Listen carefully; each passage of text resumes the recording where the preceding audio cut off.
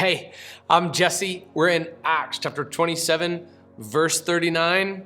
Man, this shipwreck has been a long time coming.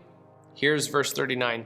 When daylight came, they did not recognize the land, but sighted a bay with a beach. They planned to run the ship ashore if they could. After cutting loose the anchors, they left them in the sea, at the time loosening the ropes that held the rudders. Then they hoisted the foresail to the wind and headed for the beach. But they struck a sandbar and the ship ran aground. The bow jammed fast and remained immovable when the stern began to break up by the pounding of the waves.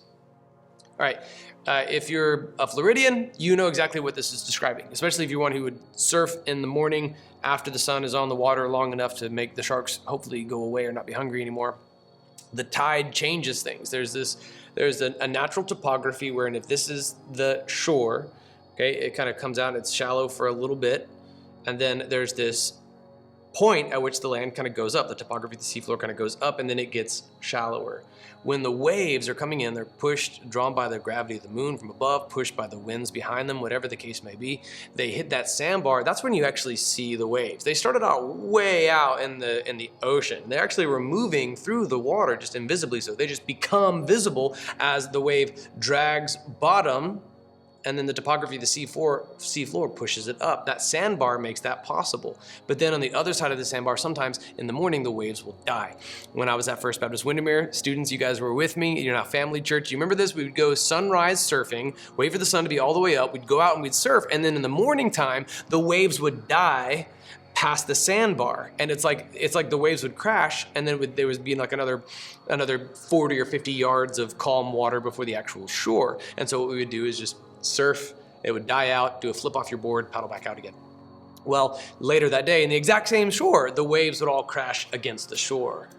At this point, those waves are crashing over the sandbar. It looked like they had a straight shot to the shore. So they weigh anchor, cut the ropes, loosen the rudder, open the foresail, plow towards the beach. The ideal was this, like if this is the boat and this is the shore, they were gonna run aground on the beach and they're nice and safe. Instead, they run aground on the sandbar, and then the stern gets the snot beaten out of it by waves. This has gone horribly awry. And it sets the context for tomorrow's devotion. Remember, a Roman soldier was personally responsible for his prisoner. But God is sovereign over all of this.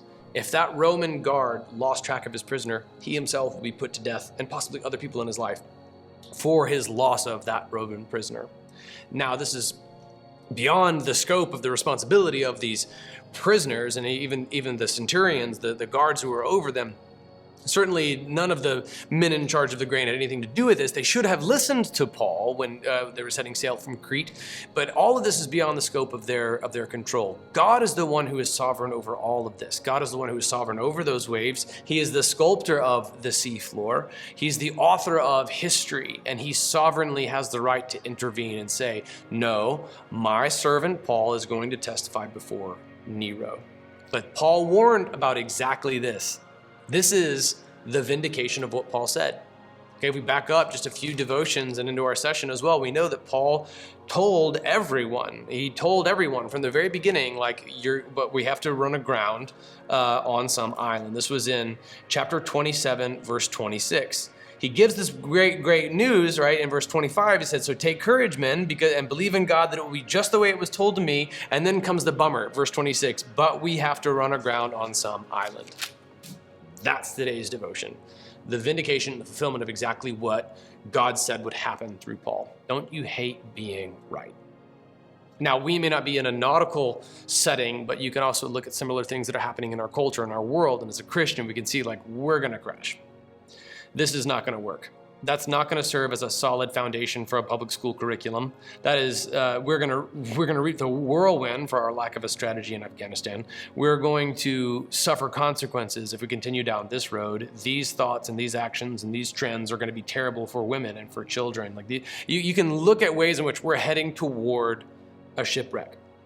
Look at Paul while on board his ship. He said what God said. And then when they ran aground, who did they look to for? To whom did they look for hope? It was Paul. This is that I hate to say I told you so moment. This is that, yep, I was right moment. We're actually at one of these cultural apices when it comes to pornography. Because Christians were rightly, throughout the 50s and 60s loudly, and 70s, 80s, and 90s, like speaking against pornography. And then pornography became more and more mainstream, and the advent of the internet has really exploded. And now we're finally at that apex where the ship has run aground, and it is absolutely having a devastating effect on the health of marriages.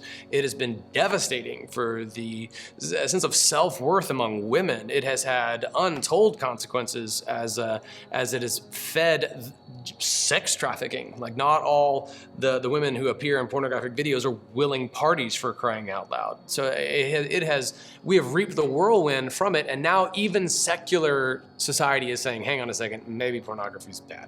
Okay, this is that I hate to say I told you so for like several centuries, but I was right. Okay, don't relish in the I told you so, because you weren't the author of the standard anyway. Be like Paul. Say like, all right, we've been talking about this for a long time, but there's grace, there's deliverance, there's repentance. Not one hair in your head's going to be lost. God can redeem this. God can save us all. May God show us grace and mercy, even as culture runs aground. I'll see you tomorrow.